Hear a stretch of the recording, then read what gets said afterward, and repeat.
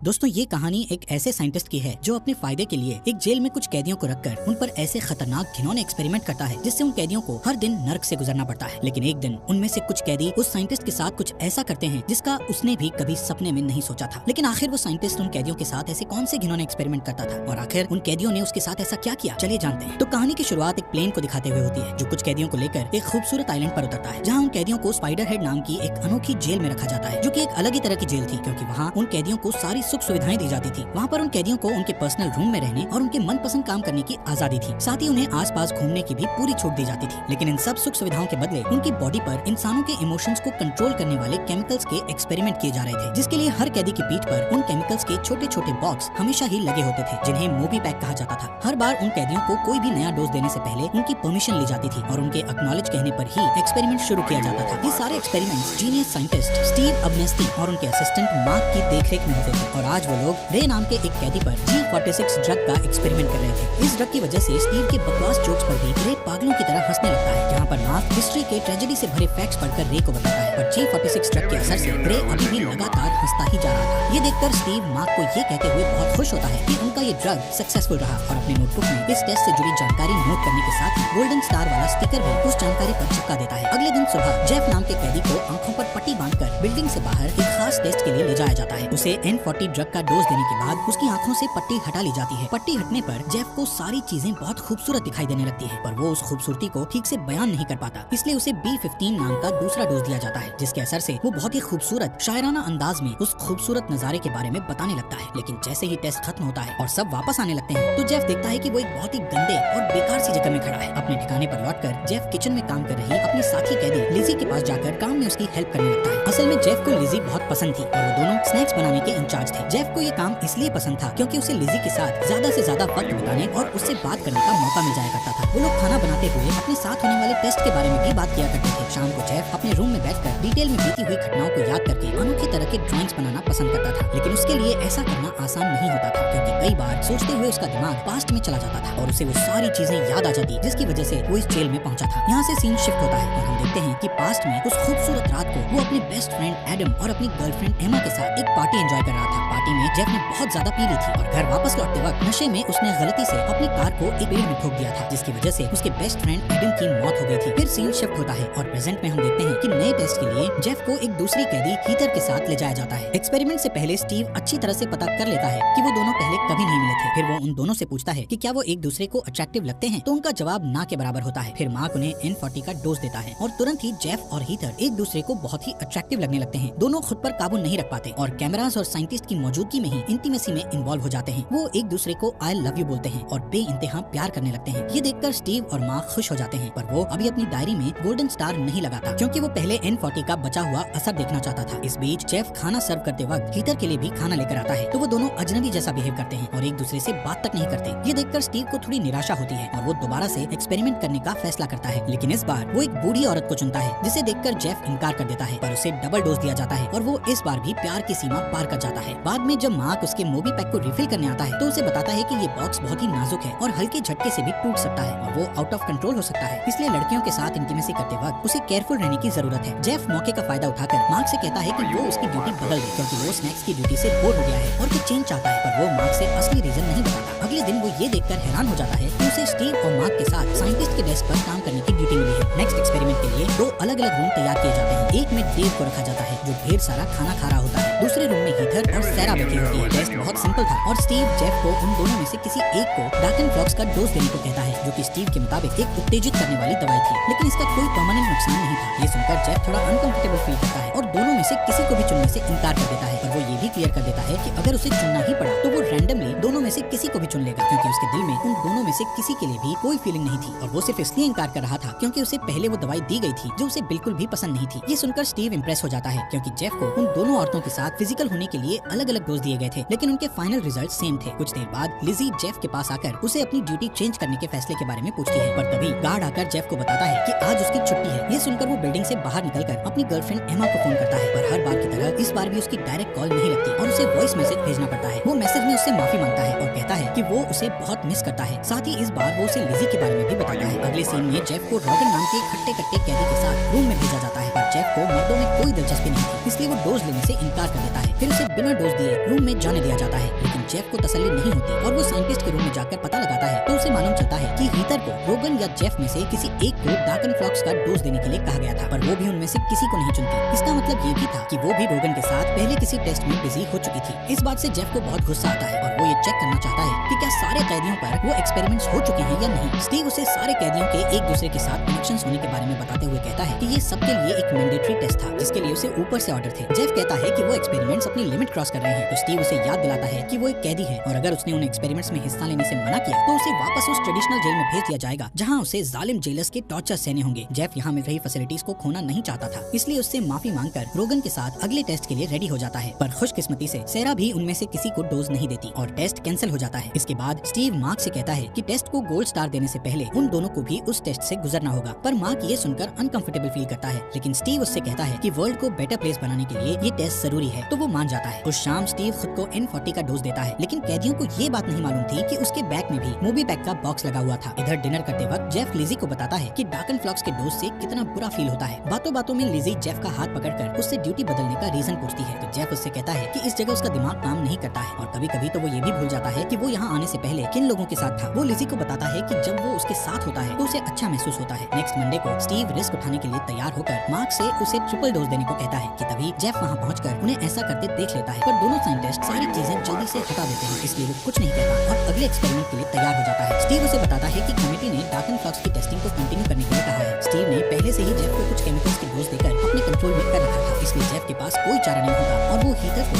N40 का dose दे देता है, जिसके असर से उसे बहुत तेज दर्द होने लगता है और मार्क जेफ को B15 का डोज देता है, जिससे वो बहुत ही खूबसूरत अंदाज में हीथर के अंदर के दर्द और डर को बयान करने लगता है। वो ये भी बताता है कि वो हीथर से प्यार नहीं करता है। उधर हीथर घबराहट और डर के कारण इतना पैनिक हो जाती है कि उसी उठापटक में उसके पीठ में लगा हुआ मूवी पैक टूट जाता है, जिससे ड्रैगनफ्लॉक्स का डोज उसके पूरे शरीर में फैल जाता है और वो पागलों जैसी हरकतें करने लगती है। वो एक फूलदान को तोड़कर उसके एक टुकड़े से अपनी जान ले लेती है। मार्क और स्टीव उसे बचाने के लिए दौड़कर रूम में जाते हैं, पर स्टीव की चाबियों का गुच्छा रास्ते में गिर जाता है। अंदर जाकर मार्क और स्टीव हीथर से पूरी घटना पर बहस करने लगते हैं। इस बीच जेफ स्टीव की गिरी हुई चाबी का गुच्छा उठा लेता है और उसकी चीजों को खोलकर चेक करने लगता है। स्टीव का नोटबुक उसके हाथ लगता है, जिससे उसे बहुत नई जानकारियां मिलती है। वो देखता है कि कागज के टुकड़े पर OBDX नाम का एक केमिकल फॉर्मूला एब्नेस्टी फार्मास्यूटिकल्स के लोगों के साथ बना हुआ है। इसका मतलब साफ था कि वहाँ कोई कमेटी नहीं थी, बल्कि स्टीव खुद उस कंपनी का ऑपरेटर और मालिक था। दूसरी चीज वो नोटिस करता है कि एक बिंगो कार्ड पर 6 और 40 को छोड़कर बाकी सारे नंबर्स पर गोल्ड स्टार लगे हुए थे। उन स्टार्स के नीचे वाले नंबर्स उन केमिकल्स के नंबर्स के साथ मैच कर रहे थे जिनका उनके ऊपर एक्सपेरिमेंट हो चुका था। N40 वाला ड्रग सच्चा प्यार पाने के एक्सपेरिमेंट में अभी तक कामयाब नहीं हुआ था, इसलिए उसे अभी तक स्टार नहीं मिला था। और B6 वो ड्रग था जिसे मार्क सबके मूवी पैक में डाला करता था। इसके पहले कि जेफ कुछ जान पाता, वो स्टीव को वापस आता हुआ देखकर जल्दी से सारी चीजें सही जगह पर रख देता है और चाबी का गुच्छा वापस जमीन पर फेंक देता है। बाद में मार्क स्टीव से इस घटना की रिपोर्ट करने के लिए कहता है, पर स्टीव इससे इनकार कर देता है। स्टीव उससे कहता है कि इस घटना की रिपोर्ट करने से उन्हें अपना एक्सपेरिमेंट बंद करना पड़ेगा, क्योंकि उन्होंने बहुत पहले ही अपनी लिमिट क्रॉस कर दी थी और अब वो ऐसा नहीं कर सकते। इसके बाद स्टीव जेफ से मिलने जाता है, जो हीथर की मौत से बहुत उदास था और उसे समझाने की कोशिश करता है, लेकिन उसकी किसी भी बात से जेफ संतुष्ट नहीं होता। फिर स्टीव दूसरा तरीका अपनाता है और अपने साथ जेफ को भी उस केमिकल का डोज देता है जिसे उसने रे पर आजमाया था। उस केमिकल के असर से दोनों बहुत ज्यादा हंसने लगते हैं और हंसते हंसते ही अचानक स्टीव उसे बताता है कि उसके पिता ने उसे बचपन में ही छोड़ दिया था और जेफ भी हंसते हुए उससे पूछता है कि आखिर वो मार्क की तरह उस जगह को छोड़कर कभी भी बाहर क्यों नहीं जाता है। इस पर स्टीव उससे कहता है कि ये प्रोजेक्ट उसका सच्चा प्यार है, इसलिए वो इस जगह को छोड़कर नहीं जा सकता। अगले एक्सपेरिमेंट के लिए लिजी को चुना जाता है और उसे ऐसा केमिकल दिया जाता है जिसकी वजह से उसे हर चीज से डर लगने लगता है, यहाँ तक कि एक मामूली से स्टेपलर को देखकर भी वो डर से चीखने लगती है। इस एक्सपेरिमेंट के बाद वो अपनी सारी तकलीफ और शर्मिंदगी को जेफ से शेयर करती है। जेफ उसकी तकलीफ को समझता है और उससे कहता है कि इसी वजह से उसने अपनी ड्यूटी को चेंज करवाया था। लिजी को समझ में नहीं आता कि थोड़े से आराम के लिए वो लोग इन एक्सपेरिमेंट्स के लिए कैसे मान जाते हैं। तब जेफ उसे अपने साथ बीती हुई घटना के बारे में बताते हुए कहता है कि वो ये सब डिजर्व करता है। कई महीने पहले बीती घटना को बताते हुए जेफ कहता है कि उस रात को जब उसने नशे की हालत में गाड़ी चलाई थी, तो उस एक्सीडेंट में उसके दोस्त एडम के साथ उसकी गर्लफ्रेंड एमा की भी मौत हो गई थी और तब से वो गिल्ट का शिकार हो गया था। ये सुनकर लिजी उसके पास जाकर उसे तसल्ली देती है। फिर वो दोनों एक दूसरे को किस करने लगते हैं। बाद में वो दोनों साथ में खाना खाते हैं। तभी जेफ के दिमाग में एक प्लान आता है जिसे वो लिजी को बताता है। इधर सिक्योरिटी फुटेज में जेफ को लिजी का स्केच बनाते हुए देखकर स्टीव को भरोसा हो जाता है कि उसका एक्सपेरिमेंट सही काम कर रहा है और इसके बाद वो N40 का डोज लेकर बिस्तर पर चला जाता है। अगले दिन स्टीव एक और टेस्ट के लिए जेफ को फिर से बुलाता है और उसे लिजी को डार्कनफ्लॉक्स का डोज देने के लिए कहता है, पर जेफ इससे इनकार कर देता है। तो स्टीव बिना कुछ किए उसे जाने देता है। जेफ के जाते ही स्टीव मार्क को उसका B6 का डोज डबल करने के लिए कहता है, पर जब मार्क जेफ के रूम में डोज देने के लिए जाता है तो जेफ उसका विरोध करता है और कहता है कि वो ये जानता है कि ना तो कोई कमिटी है और ना ही B6 कोई प्लेसेबो है, लेकिन ये जो कुछ भी है वो स्टीव के लिए सबसे ज्यादा इम्पोर्टेंट है। उसकी बात सुनकर मार्क भी अपने दिल की बात उसे बताता है कि वो किसी जीनियस साइंटिस्ट के साथ काम करना चाहता था और उससे ये प्रॉमिस किया गया था कि ये सब दुनिया की भलाई के लिए किया जा रहा था, इसीलिए उसने इस प्रोजेक्ट के लिए हाँ कहा था। पर अब उसे भी इस बात पर पछतावा हो रहा था। जेफ भी इस बात को महसूस करता है और वो दोनों मिलकर इन सब से निपटने के लिए एक प्लान बनाते हैं। इसके बाद मार्क वीकेंड बिताने के लिए घर चला जाता है। नेक्स्ट मंडे मार्क बीमार होने के कारण नहीं आ पाता, इसलिए स्टीव और जेफ अकेले ही टेस्टिंग रूम में रहते हैं। स्टीव जेफ से लिजी को डार्कनफ्लॉक्स का डोज देने के लिए कहता है, पर जेफ इनकार कर देता है। इस पर स्टीव को गुस्सा आ जाता है। वो समझ नहीं पाता कि सिर्फ कुछ महीने एक साथ एक जगह पर बंद रहने पर उन दोनों में प्यार कैसे हो सकता है। स्टीव जेफ के मन में लिजी का प्यार कम करने के लिए लिजी को अपना जुर्म कबूल करने को कहता है। वो रोते हुए बताती है कि वो अपनी बच्ची को कार में बंद करके भूल गई थी, जिसकी वजह से उसकी मौत हो गई थी। फिर वो जेफ से केमिकल देने को कहती है। जेफ कंट्रोल का स्क्रीन दबाता है और इस केमिकल का असर लिजी की जगह स्टीव को होता है और वो जोर जोर से हंसने लगता है। दरअसल मार्क ने बीमार होने का झूठा बहाना बनाया था और कंट्रोल के प्रोग्रामिंग को पहले ही चेंज कर दिया था। उसने स्टीव के मूवी पैक में B6 का एक्स्ट्रा डोज भी डलवा दिया था ताकि वो पूरी तरह उनके कंट्रोल में रहे। जेफ स्टीव को फेयर केमिकल का डोज देने के बाद डार्कनफ्लॉक्स का डोज भी देता है, जिससे स्टीव दर्द से छटपटाने लगता है। जेफ उससे कहता है कि मार्क पुलिस को लेकर आने वाला है और उसे पता चल चुका है कि असल में ये किस तरह का एक्सपेरिमेंट है। B6 एक ऐसा केमिकल है जो लोगों को कंट्रोल करने के लिए इस्तेमाल किया जाता है ताकि आप उनसे जो चाहे वो करवा सकते हो, और OBDX को ओबेडियक्स एंड ऑब्वियस पन ऑन ओबीडियंस कहते हैं। इस पर दर्द में होने के बावजूद भी स्टीव सोचता है कि B6 का और बेहतर इस्तेमाल हो सकता था। उसे लगता है कि B6 इंसानों की डीप फीलिंग्स को दबाने में नाकामयाब था, जिस वजह से उसका एक्सपेरिमेंट पूरी तरह कामयाब नहीं हो पाया था। स्टीव जेफ और लिजी को बताता है कि उनकी सजा बहुत पहले खत्म हो चुकी थी, पर उसने उन्हें ये बात नहीं बताई थी। ये सुनकर जेफ को गुस्सा आ जाता है और वो स्टीव के सर को टेबल की तरफ धक्का देता है और उसे कंट्रोल पर उंगली रखकर फ्रंट डोर खोलने के लिए मजबूर कर देता है। जेफ उस रास्ते से बाहर निकलकर पूरी दुनिया को हीटर की मौत का सच बताना चाहता था, लेकिन बाहर निकलते हुए जेफ स्टीव को एक चाकू लेकर अपनी तरफ बढ़ते हुए देख लेता है और ये देखकर वो उससे चाकू मांगता है, पर B6 के एक्स्ट्रा डोज दिए जाने के बाद भी स्टीव जेफ के ऑर्डर को मानने से इनकार कर देता है। इसका मतलब साफ था कि वो केमिकल इंसान के असली फीलिंग्स को दबाने में पूरी तरह कामयाब नहीं था। ये प्रोजेक्ट स्टीव के लिए इतना ज्यादा इम्पोर्टेंट था कि उसे बचाने के लिए वो अपनी जान तक दांव पर लगा देता है। जेफ को मारकर स्टीव उससे कंट्रोल छीन लेता है और लिजी को डार्कनफ्लॉक्स के 4 डोजेस दे देता है, जिससे उसकी हालत तुरंत पागलों जैसी हो जाती है। जेफ स्टीव पर अटैक करके उसे नीचे गिरा देता है और दोनों एक दूसरे से भिड़ जाते हैं। उनकी फाइट से कंट्रोल गिरकर टूट जाता है। फिर जेफ स्टीव को मारते हुए उसे दीवार की तरफ धक्का देता है, जिससे स्टीव का मूवी बैग टूट जाता है और केमिकल के अचानक शरीर में फैलने से स्टीव कमजोर पड़ जाता है। तब मौका देखकर जेफ धक्का देकर उसे दूर कर देता है। फिर उसकी चाबी लेकर दौड़कर लिजी को देखने के लिए जाता है। किस्मत से वो समय पर पहुंचकर उसे बचा लेता है और उसके मूवी बैग को उसके शरीर से अलग कर देता है। लिजी उससे अपना जुर्म पहले नहीं बताने के लिए माफी मांगती है, पर जेफ उससे कहता है कि उसे परेशान होने की जरूरत नहीं है क्योंकि वो अभी भी उससे प्यार करता है। फिर वो दोनों उस जगह से निकलने की तैयारी करते हैं। तभी स्टीव माइक पर यह अनाउंसमेंट करता है कि सारे कैदी अगर अपनी सुविधाएं जारी रखना चाहते हैं तो उन्हें जेफ और लिजी को रोकना पड़ेगा। तभी स्टीव की नजर अपने सिक्योरिटी कैमरा पर पड़ती है। वो पुलिस को बिल्डिंग की तरफ आते हुए देखता है, इसलिए सारे जरूरी केमिकल्स अपने साथ लेकर वहाँ से निकल जाता है। उधर जेफ और लिजी को बाहर निकलते वक्त सेरा और रे रोकने की कोशिश करते हैं, पर वो दोनों मिलकर फाइट करते हैं और उनसे बचकर निकल जाते हैं। फिर डेव भी उन्हें रोकने की कोशिश करता है, पर लिजी उसे पेंट्री की चाबी देकर आसानी से छुटकारा पा लेती है। बाकी कैदी भी उन्हें पकड़ने की कोशिश करते हैं, पर वो दोनों तेजी से भागकर आखिरी हॉलवे में पहुंचकर पीछे से दरवाजा लॉक कर देते हैं और सारे कैदी वहीं फंसे रह जाते हैं। बाहर पहुंचकर वो देखते हैं कि स्टीव अपने प्राइवेट प्लेन में बैठकर निकल रहा था, इसलिए एक मोटर बोट लेकर वो भी वहाँ से निकल जाते हैं। मार्क पुलिस के साथ वहाँ पहुँचने पर देखता है कि स्टीव पहले ही वहाँ से निकल चुका है और उसे फिक्र करने की जरूरत नहीं पड़ती, क्योंकि